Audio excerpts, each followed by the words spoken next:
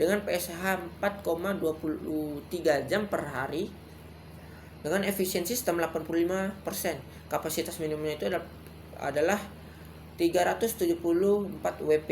Dipilih 2 unit Longi High Mo 6 LRS 54 HTB 450M dengan total kapasitasnya itu teman-teman 900 WP.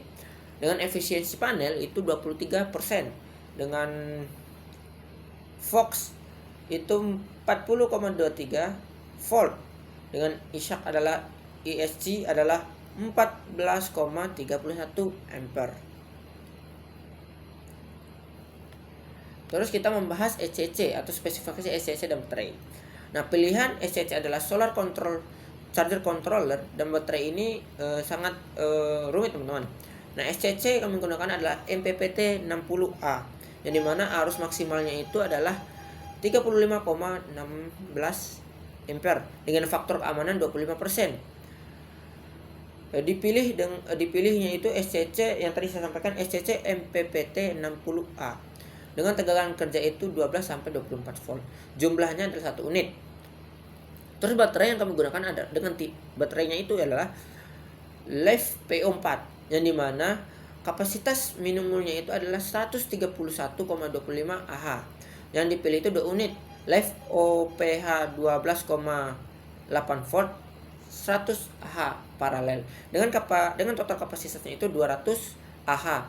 DBMS itu JDB siklus kurang lebih 1000. Terus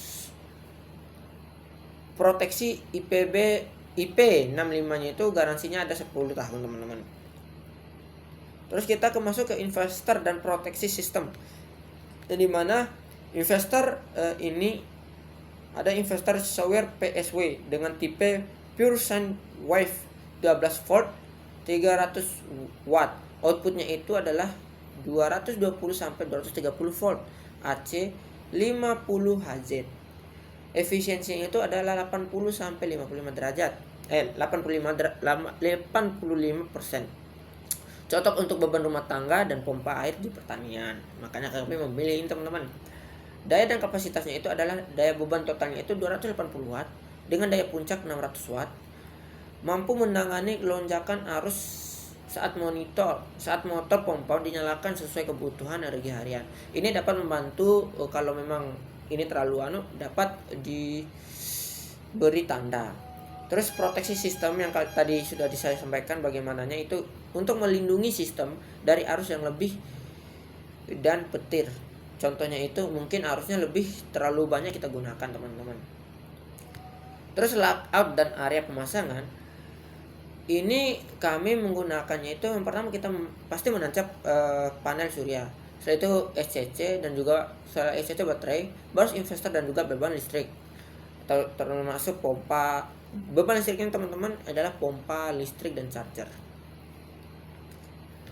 Terus kita masuk ke analisis ekonomi sistem PLTS of grid dengan RAB. Kita di sini membahas RAB total dan kelayakan investasi. Yang mana investasi dan biaya kami menghitung tadi malam adalah RAB totalnya itu adalah 13.433.000 dengan rincian biaya komponen utama meliputi panel surya, SCC MPPT, baterai, inverter, dan proteksi sistem. Investasi awal mencakup seluruh perangkat keras dan instalasi. Dan yang kedua adalah produksi energi. Produksi hariannya ini adalah 3,24 kWh per hari. Produksi tahunannya adalah 1182,6 kWh per tahun. Tarif listriknya saja itu teman-teman ada 1.699 kWh dengan nilai energi tahunan 2.009.237 rupiah per tahun. Kelayakan ekonomis BEP versus PLN kita menghitung itu 6,69 tahun, yang dimana itu kurang lebih 6 tahun 8 bulan. BPFS sunset diesel adalah 2,71 tahun, kurang lebihnya itu 2 tahun 9 bulan. Sistem layak secara ekonomi terutama sebagai pengganti genset yang menggunakan biodiesel. Terus kita masuk ke yang terakhir adalah kesimpulan. Kesimpulan ini kami mencakup 3 poin, yaitu memenuhi kebutuhan energi, potensi surya, dan komponen sistem dan kelayakan ekonomi.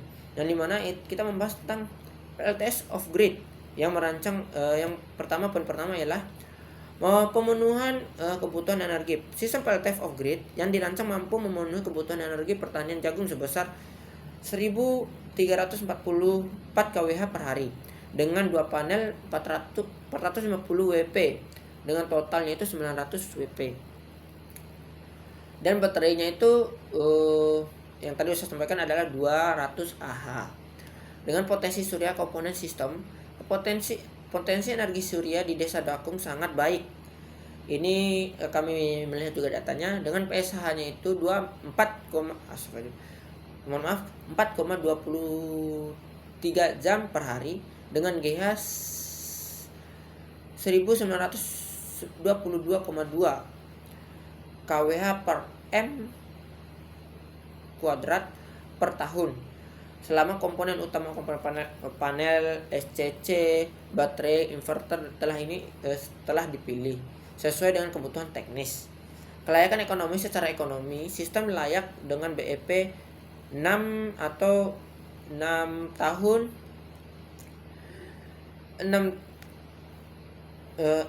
8 bulan, dan itu perbandingan dengan menggunakan PLN. Jika perbandingannya itu menggunakan genset diesel itu sekitar 2 tahun 9 bulan.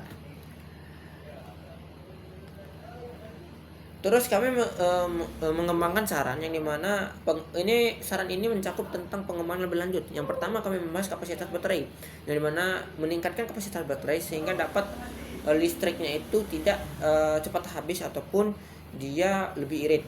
Yang kedua, perawatan monitoring. Ini perlu dilakukan teman-teman, dikarenakan kalau kita tidak merawat ataupun tidak mengontrol dapat menyebabkan kerusakan lebih cepat sehingga waktu itu tidak balik modal.